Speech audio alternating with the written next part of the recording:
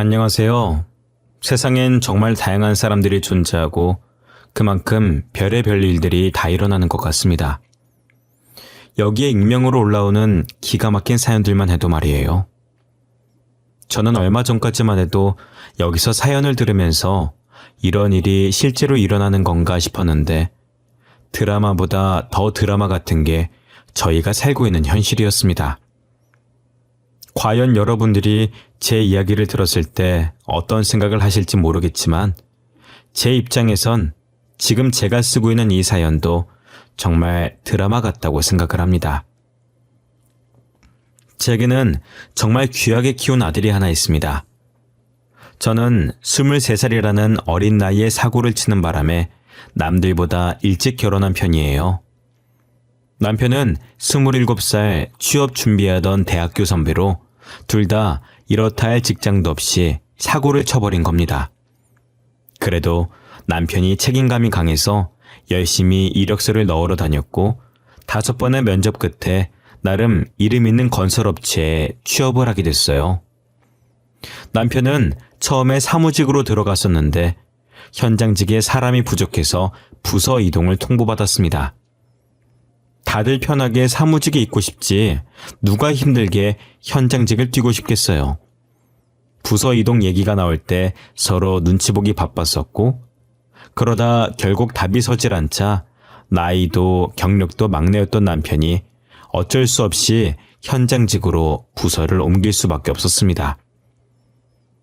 제가 걱정이 되어서 잘 하지도 않던 잔소리도 하게 되었어요. 하지만 남편은 제 잔소리에도 애써 웃어 보이더라고요.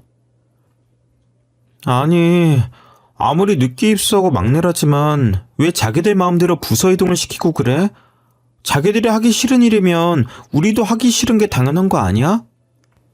그래도 어쩌겠어. 할 사람이 없다잖아. 그리고 우리가 찬밥 돈밥 따질 때가 아니잖아. 돈만 되면 뭐든 괜찮아. 나는 월급 더 많은 게 좋아. 당신이랑 애기만 먹여 살릴 수 있다면 말이야. 나는 당신이 걱정돼서 그런 거지. 그럴 거면 애초에 현장직으로 사람을 뽑든가 사무직으로 뽑아놓고 현장직으로 가라고 하면 어쩌라는 거야 정말. 저는 계속 투덜거렸지만 남편은 괜찮다고 저를 달랬습니다. 제가 워낙 걱정이 많은 성격이라 남편이 출근할 때면 퇴근할 때까지 걱정을 달고 있었어요. 그래도 남편은 제 걱정과는 달리 잘 해내고 있더라고요. 저도 아이를 낳고 아이가 5살 정도 됐을 때 유치원에 보내고 취업 준비를 했습니다. 다행히 대학교 다니면서 따놓은 자격증이 많았고 나이도 아직 20대 후반이라 충분히 취업이 가능했어요.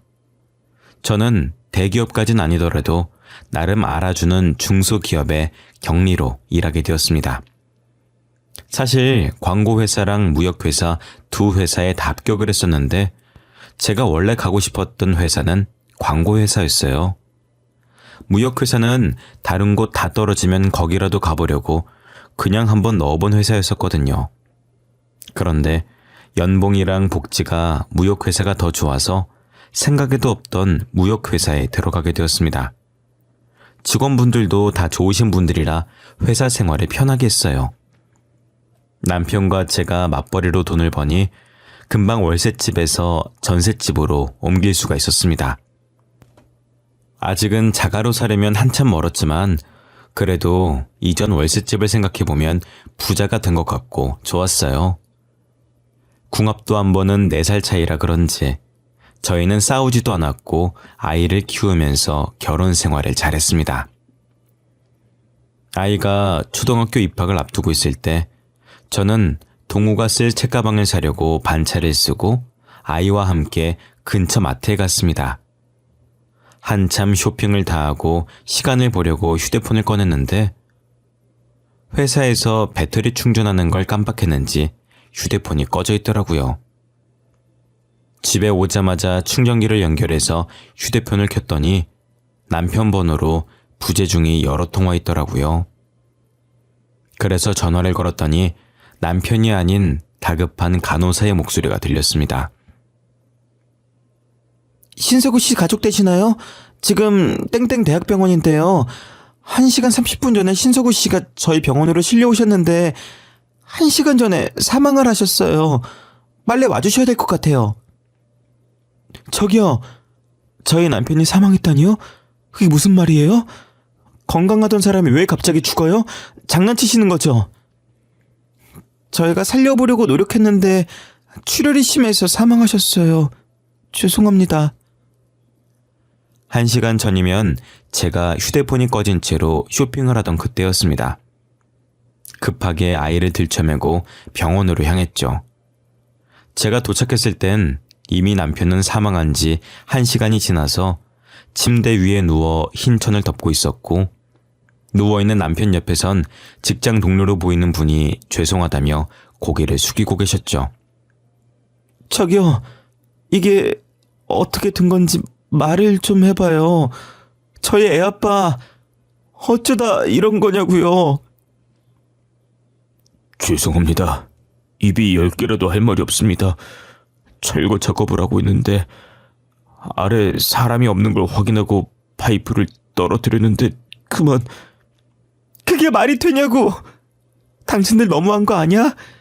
현장을 해보지도 않은 사람이 현장직에 내세우더니 어떻게 우리 가족한테 이럴 수가 있어. 우리 가족은 어떻게 살라고 이제. 그렇게 남편은 저와 7살 아들을 두고 허망하게 세상을 떠나버렸습니다. 조금 있으면 아들이 초등학교 입학하는데 입학하는 거 보겠다고 휴일도 다 맞춰놨던 양반인데 뭐가 그리 급해서 벌써 떠났냐고 영정사진을 보면서 많이도 한탄했죠. 아들은 자기 아빠가 죽은 걸 아는지 모르는지 울지도 않고 그렇다고 웃지도 않았어요. 저도 남편을 따라갈까 하는 안 좋은 생각을 많이 했지만 그럴 때마다 아들을 보고 참고 버텼습니다. 남편 없이 혼자서라도 남 부끄럽지 않게 아들을 잘 키우겠다고 다짐했죠. 혹시나 아들이 아빠가 없다는 이유로 반항심을 가지고 안 좋은 길로 빠지지 않을까, 나를 탓하지 않을까 하는 마음에 금이야 오기야 키웠습니다. 아이가 하고 싶다는 게 있으면 최대한 해주려고 노력을 많이 했어요. 아빠가 없어도 사는데 여유가 있으면 나쁜 길로 빠지지 않을 거라 생각했거든요. 동우야, 뭐 필요한 거 있어? 아니면 하고 싶은 거라든지. 동우가 하고 싶은 거 있으면 엄마가 다 해줄 거야. 그러니까 부담 갖지 말고 엄마한테 말해봐. 하고 싶은 거? 딱히 없는데. 그럼 미술학원. 제 친구들 미술학원 다닌대요. 친구들이 다니는 미술학원에 같이 다니고 싶어요. 엄마, 저 미술학원 보내줄 거예요? 당연하지. 동우가 하고 싶다는 거 엄마가 다 해줄 거라고 했잖아. 미술학원 말고도 또 하고 싶은 거 없어? 과외는 필요 없어? 과외... 엄마, 저는 공부에 재능이 없는 것 같아요. 일찌감치 포기하고 잘하는 거 찾아보려고요. 요놈... 곧 중학교 올라간다고 말 잘하는 거 봐. 알겠어. 동우가 하기 싫은 건 엄마가 안 시킬게. 용돈은 아직 남아있어? 더 필요하면 말하고 엄마가 줄 테니까. 이미 엄마가 용돈을 많이 주셔서 아직도 많이 남아있어요. 이 정도면 다음 달까지도 충분해요. 제 걱정하지 마시고 엄마 회사 가서 점심때 맛있는 거 사드세요. 아들이 아빠 없다고 엇나가지 않을까 걱정을 많이 했었는데 오히려 일찍부터 철이 들어버린 겁니다. 고작 초등학교 6학년 다니고 있는 아들이 자기 걱정은 하지 말라면서 되려 제 걱정을 하더라고요. 남편을 쏙 빼닮았는지 벌써부터 생활력이 강해서 용돈을 쪼개서 쓰고 알아서 모으고 있었어요.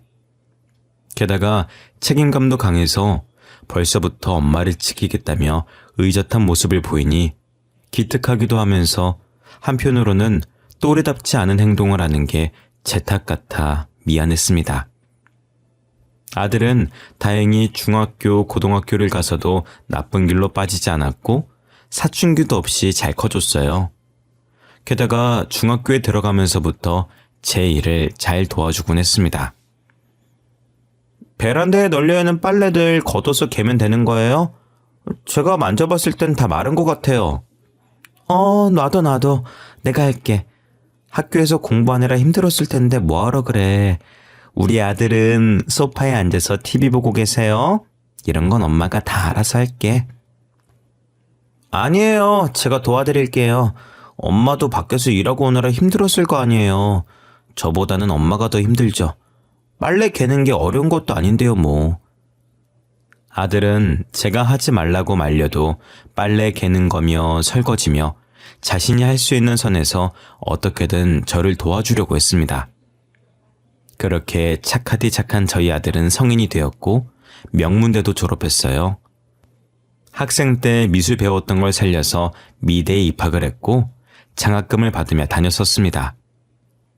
그리고 졸업 후 혼자서 패션 디자인 쪽 공부를 하더니 그쪽 업계로 취업을 하더라고요. 제가 패션 쪽을 잘 몰라서 모르지만 아들이 만든 옷을 연예인들이 종종 입고 나오고 한다고 하더라고요. TV를 보다가 아들이 저거 자신이 만든 옷이라고 말하면 괜히 신기하고 뿌듯했습니다. 이제 아들이 어느 정도 나이를 먹었고 한 해가 지날수록 결혼 걱정이 들었어요. 결혼을 안 할까봐 걱정된 게 아니라 벌써 결혼한다고 하면 어쩌지 하는 걱정이 컸습니다. 아직은 아들을 다른 사람에게 보내기 싫었고 아들이 결혼하는 상상을 하니 눈물이 날 정도였죠. 최대한 늦게 결혼하길 바랬지만 아들은 제 신경도 모르고 결혼할 여자가 있다면서 제게 소개해주고 싶다고 하는 거예요. 어머니, 저 어머니께 소개해주고 싶은 사람이 있어요. 그 사람이랑 결혼까지 생각하고 진지하게 만나고 있어요. 너 이제 28살밖에 안 됐어. 아직 한창이야. 30살 넘어서도 결혼할 여자가 줄을 설 텐데. 얼마나 아들이 푹 빠졌길래 엄마를 두고 벌써 결혼하려고 그래. 제 친구들도 결혼 많이 했어요. 이미 애까지 있는 친구도 있고요. 저도 한순간의 감정으로 이런 결정 내린 거 아니에요. 저는 아들이 30대 초중반쯤 되면 결혼할 거라고 생각했는데 20대 후반에 결혼을 하겠다고 하더라고요. 솔직한 심정으론 안 된다고 하고 싶었지만 그렇다고 평생 아들을 제 옆에 붙잡고 살 수는 없는 노릇이니 일단 아들의 여자친구를 한번 만나보기로 했어요. 얼마 지나지 않아 아들의 여자친구를 저희 집에서 만나게 되었습니다. 저는 며느리 될 사람의 얼굴을 보자마자 이 결혼은 반대라고 외치고 싶었습니다. 사람을 얼굴로만 보고 판단하면 안 되는 것이지만 그 아이의 얼굴이 좋지 않았어요. 이쁘고 안 이쁘고가 아니라 어딘가 모르게 쎄한 느낌이 들었습니다. 어머, 어서 오세요. 아가씨 집이 저희 집이랑 거리가 좀 있다고 하던데 먼 길 오시느라 고생했어요. 여기 앉으시겠어요? 아들, 주방에 가서 차라도 한잔 내올래? 내가 아가씨 취향을 잘 모르겠네. 차 안 주셔도 돼요. 제가 남의 집에선 물도 제대로 먹질 못해서요. 죄송해요. 마음만 감사히 받고 차는 마신 걸로 칠게요. 그래도 되죠, 어머님? 그렇게 해요. 간혹 남의 집에서 물만 마셔도 체하는 사람이 있다라고 저 그런 거 이해돼요. 참 그 아들한테 들었어요. 직업이 교사라고. 나이도 아들보다 어리다고 하던데 벌써 교사까지 되고 대단해요. 별로 대단한 건 아니고 저희 집 근처 조그만 고등학교에서 근무하고 있어요. 어머님 죄송한데 이번 주 학부모 상담주였는데 일부러 시간 뺀 거라 실례가 안 된다면 일찍 나가봐도 괜찮을까요? 그렇게 해요. 우리가 괜히 바쁜 사람 잡아뒀네. 우리는 괜찮으니까 얼른 가봐요. 며느리는 말은 정중하게 착하게 하는 것 같은데 약간 예의가 없달까 어딘가 애매모호한 태도였어요. 솔직히 며느리 직업이 교사라고 하면 두말할 것도 없이 좋았죠. 하지만 며느리에게 풍겨오는 쎄한 느낌을 무시할 수가 없겠더라고요. 시어머니가 될 사람과 첫 식사 자리인데 벌써부터 먼저 일어나 보겠다고 하고 제가 주는 물 한 잔도 안 먹겠다는 태도를 보면 결혼 후에 어떨지 훤하게 보이더라고요. 저는 아무리 직업이 좋고 돈을 잘 벌어도 사람 됨됨이가 좋지 못하면 결혼시키고 싶지 않았습니다. 그 아이가 간 뒤 한참을 생각하다가 아들에게도 이 결혼은 아닌 것 같다고 말했어요. 아들, 꼭 그 아가씨랑 결혼을 해야 되겠어? 엄마가 봤을 땐 좀 아닌 것 같은데 인상이 너무 안 좋아. 아까 보인 태도도 그렇고. 제발 엄마를 봐서라도 결혼 다시 한번 생각해보면 안 되겠니? 엄마가 잘 몰라서 그런 거예요. 원래 수진이가 낯을 좀 많이 가려서 그런 거지 심성은 착한 애예요. 그리고 아까는 제가 바쁜 애 붙잡아 두긴 했어요. 원래 시간 안 된다고 했는데 제가 억지로 데리고 온 거거든요. 그래, 그래도 엄마가 볼 땐 영 아닌데 이 결혼 꼭 해야겠어? 나중에 너가 잡혀 살 것 같아서 그래. 나는 잘 지내는 모습을 보고 싶지 누구 하나 잡혀 사는 거 보고 싶지 않아. 에이, 엄마. 괜한 걱정하시는 거예요. 저희 사이 엄청 좋아요. 엄마, 저 못 믿으세요? 저 이제껏 언제 엄마 속 썩인 적도 없잖아요. 그러니까 이번에도 아들 한번 믿어보세요. 저는 어떻게든 아들의 결혼을 말려보려고 했지만 아들이 너무 완강했어요. 아들이 이제껏 자기가 속 썩인 적 있냐고 하는데 반박할 말이 없더라고요. 지금까지 커오면서 제게 반항 한 번 한 적 없고 잘못된 선택한 적 없는 아이였거든요. 그래서 어쩔 수 없이 아들을 믿고 결혼을 허락했습니다. 상견례를 할 때 사돈네를 보니까 사이가 엄청 좋고 되게 인자해 보이시더라고요. 자식은 부모의 거울이라고 부모를 보면 자식이 어떤지 보인다고 하잖아요. 저는 사돈의 성격이 너무 좋아서 며느리도 그걸 보고 배웠겠구나 싶어서 날 세웠던 걸 조금 가라앉혔습니다. 며느리가 결혼한 지 반년 만에 제게 아들을 쏙 빼닮은 손자를 안겨주더라고요. 아이가 생기면서 육아에 전념하기 위해 며느리는 교직을 내려두고 전업주부가 되었습니다. 원래는 며느리가 다니던 학교 근처에서 신혼집을 구했어서 저희 집과는 거리가 먼 곳에서 살고 있었어요. 그런데 둘째를 낳고 아이가 어느 정도 크자 저희 집 근처로 이사를 오겠다고 하더라고요. 어머님, 지우가 중학교 들어가고 시우 초등학교 들어갈 날이 얼마 남지 않아서 학교 알아보다가 어머님 집 주변에 학군 좋은 학교들이 많더라고요. 그래서 시댁 근처로 이사 가려고 하는데 괜찮을까요? 그렇게 해. 너네가 좋으면 이사하는 거지. 나한테 물어볼 필요가 뭐 있니?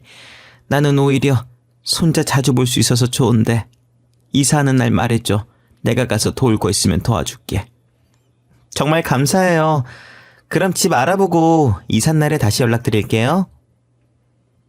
며느리가 뭐가 그래도 급했던 건지 저와 전화한 지 얼마 지나지도 않았는데 벌써 집을 구해서 저희 집 바로 옆동 아파트에 이사를 온 겁니다. 아들에게 왜 이리 일찍 이사 왔냐고 하니 며느리가 미리 이사 와서 아이 엄마들이랑 친해져야 한다고, 그래야 사교육 정보를 얻을 수 있다고 해서 이사를 서둘렀다고 하더라고요. 저는 아들을 그렇게 유난스럽게 안 키워봐서 이해가 잘 되진 않았지만 교사 출신인 며느리가 어련히 알아서 잘할까 하는 생각에 이해해 보려고 노력했습니다. 그런데 며느리가 이사를 하고부터 제게 아이들을 맡기는 일이 종종 있더라고요. 첫째야 중학교 들어가면서 학원까지 다니게 돼서 늦게 오지만 둘째 손주는 아직 초등학생이라 방과 후 수업 마쳐도 3시 전에는 집에 도착하거든요. 그런데 매번 며느리가 얼굴은 안 비추고 전화로 이런저런 핑계를 대면서 둘째 손주를 맡기더라고요. 어느 순간부터 둘째 손주의 학교는 아들네 집이 아니라 저희 집이 되어버렸습니다. 어머님 죄송해요. 이번에도 저희 막내 잘 부탁드릴게요. 믿고 맡길 사람이 어머님밖에 없네요. 제가 급하게 학부모 간담회가 잡혀서 말이에요.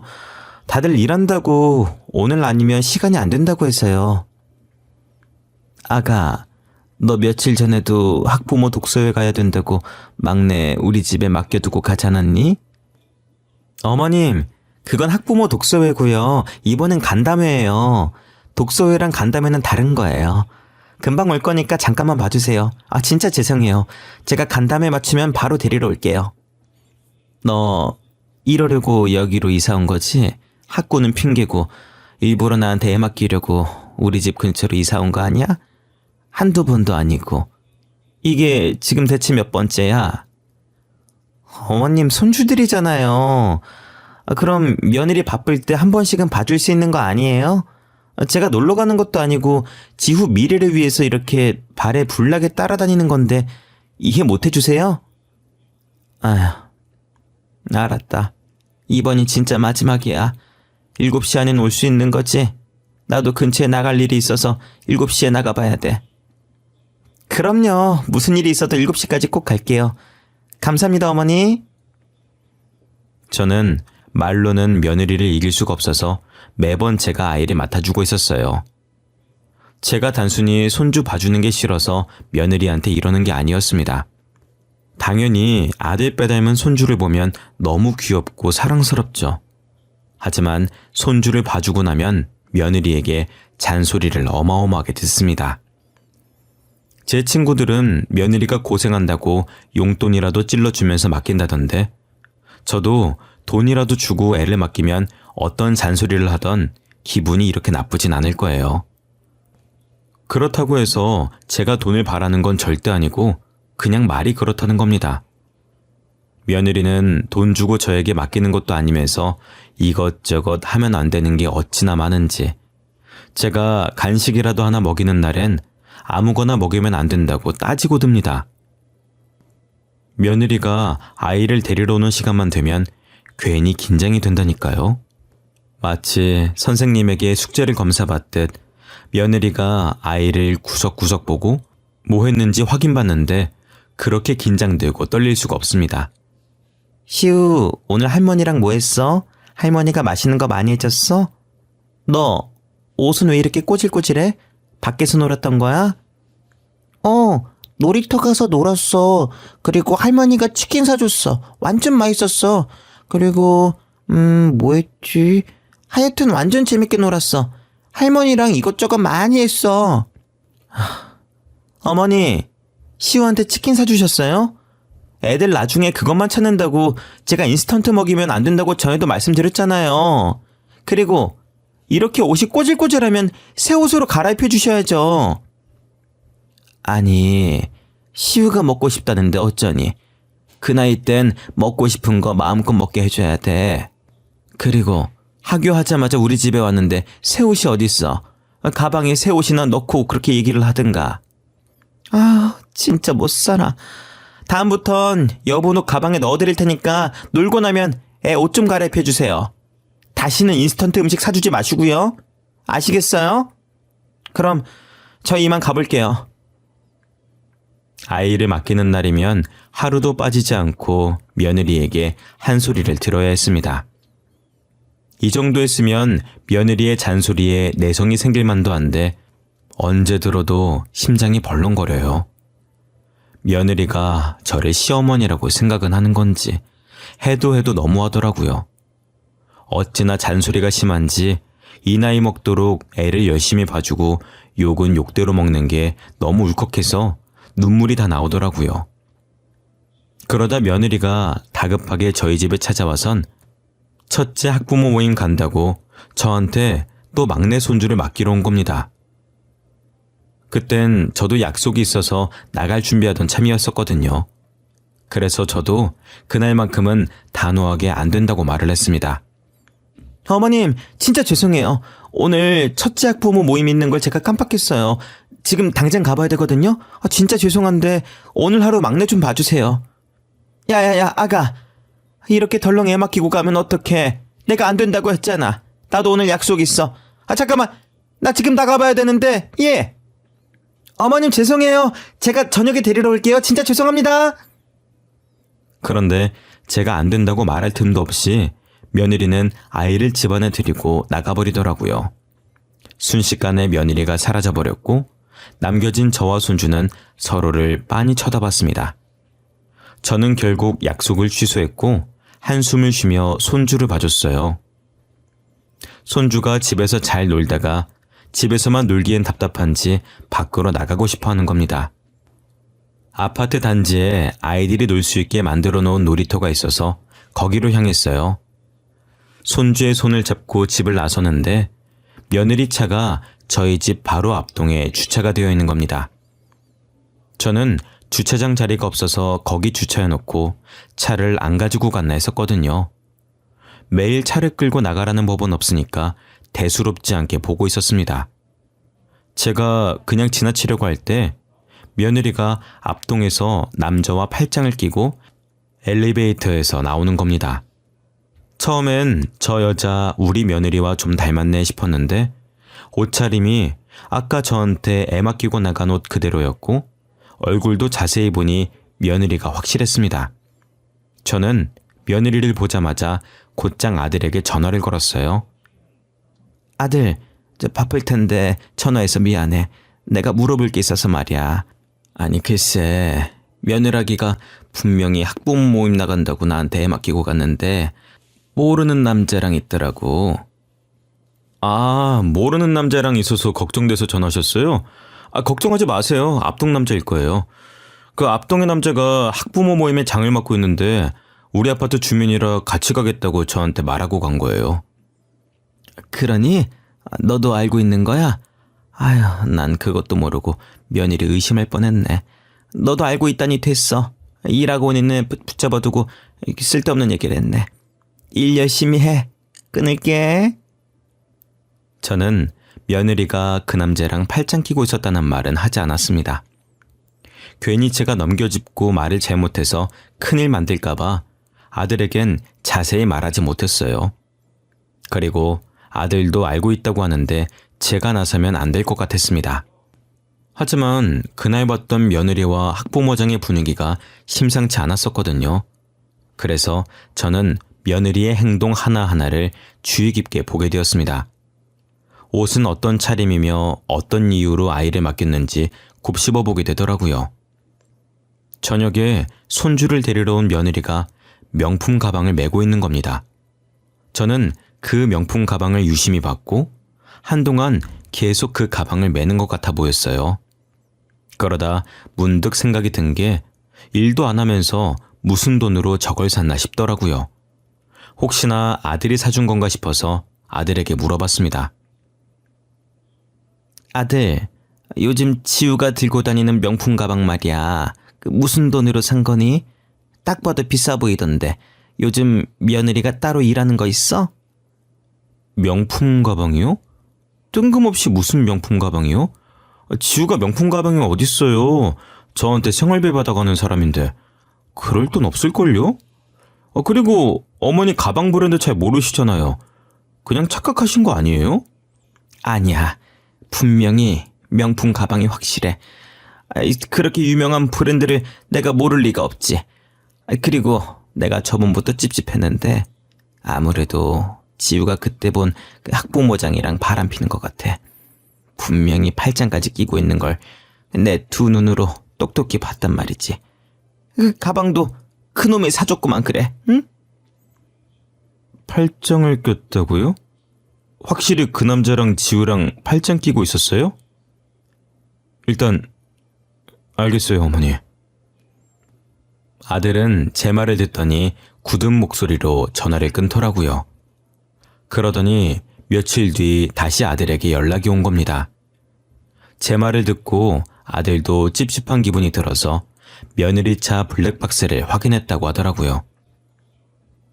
어머니, 저번에 지우가 바람피는 것 같다고 하셨잖아요.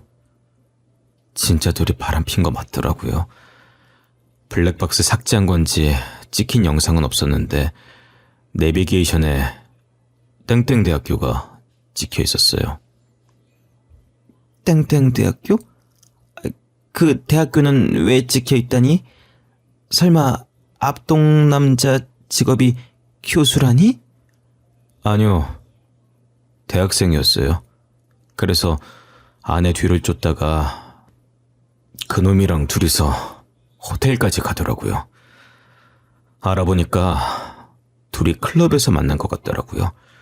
그동안 돈 많고 어린 저 남자랑 사귀고 있었어요. 그럼 이때까지 학부모 간담회다 독서회다 하면서 나한테 애 맡긴 게 다 거짓말이었고 그놈이랑 놀아나느라 그랬다는 거야? 전화를 끊고 애들 집으로 갔더니 아들만 있고 또 며느리는 없더라고요. 아들은 며느리를 미행해서 목격한 모든 장면을 찍어두고 제게 보여줬습니다. 며느리의 차에 상간남이 동승한 것부터 호텔에 같이 들어가는 것까지 믿고 싶진 않았지만 진짜 바람이 폈더라고요. 어떻게 애도 둘씩이나 있으면서 대담하게 바람을 핀 건지 충격적이라 말이 안 나왔습니다. 며느리한테 당장 집으로 들어오라고 전화로 불렀습니다. 며느리는 왜 말도 없이 왔냐며 바쁜 사람 오라가라 한다고 투덜거리면서 집 안으로 들어오더라고요. 죄의식은 가지고 있는 건지 스스로 실토할 기회를 주고 싶어서 불렀더니 아주 뻔뻔 그 자체였습니다. 너 지금 어디 갔다 오는 길이야? 또 학부모 간담회다 뭐다 핑계대면서 나간 거야? 우리 다 알고 있어. 그러니까 사실대로 말해. 사실대로 말하면 가볍게 끝낼게. 다짜고짜 바쁜 사람 불러놓고 뭘 사실대로 말하는 거예요? 오늘은 학부모들 만난 게 아니라 집 근처 카페에서 친구 만나고 있었어요. 친구? 그 친구라는 사람 혹시 네 남자친구 말하는 거니? 클럽에서 만난 앞동 그 남자? 내가 앞동 남자랑 같이 있는 거 다 봤다. 어머님, 벌써부터 놓아놓으신 거예요? 저를 지금 누구랑 착각하시는 거예요? 뭘 보셨는지 모르겠는데 그거 저 아니에요. 학부모들 뒷공무니 쫓아다니기 바쁜데 제가 바람필 시간이 어딨어요? 며느리는 제 말에 팔짱을 끼면서 살짝 코웃음을 치더니 자기가 아니라고 뻔뻔하게 말하는 겁니다. 되려 저더러 노안이 있냐고, 자기를 누구랑 착각하고 이렇게 나오는 거냐고 하더라고요. 저는 그 말에 어처구니가 없어 했고 옆에 있던 아들은 며느리 얼굴에 몰래 찍어둔 사진을 던졌습니다. 며느리는 맞은 게 열받는지 저와 아들을 째려보다가 여전히 팔짱 낀 상태로 떨어진 사진을 내려다봤어요. 그러다 자신과 앞동 남자가 호텔 앞에서 팔짱 낀 사진이 있자 그 사진을 떨리는 손으로 줍더라고요. 어머님, 여보, 이게 대체 아니야, 이거 합성이야. 이거 누가 합성한 거라고요? 누가 당신한테 이거 준 거야?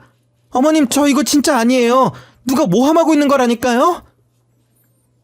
누가 모함하고 있는 거라고? 그거 우리 아들이 직접 찍은 건데. 너 예쁘게 잘 나왔더라. 아들이 미술에만 재능이 있는 줄 알았는데 사진 찍는 거에도 재능이 있는 줄 몰랐어. 야, 너 진짜 양심 없다. 어떻게 끝까지 엄마한테 잘못 봤다고 소리칠 수가 있어? 나 이혼 소송할 거야. 그리고 애들 양육권도 다 가지고 올 거야. 상감남 소송 당연히 해야 되겠지? 여보, 어머님, 제가 잘못했어요. 다시는 그런 짓 안 할게요. 여보, 내가 이렇게 빌게. 차라리 합의혼 해달라면 군말 없이 해줄게. 제발 소송만은 하지 말아줘. 응? 여보, 제발. 우리 부모님 알면 나 진짜 죽어. 응? 그러게, 부모님 알면 죽는다면서 그런 짓은 왜 하고 다녔니? 네가 싼 똥 네가 치워.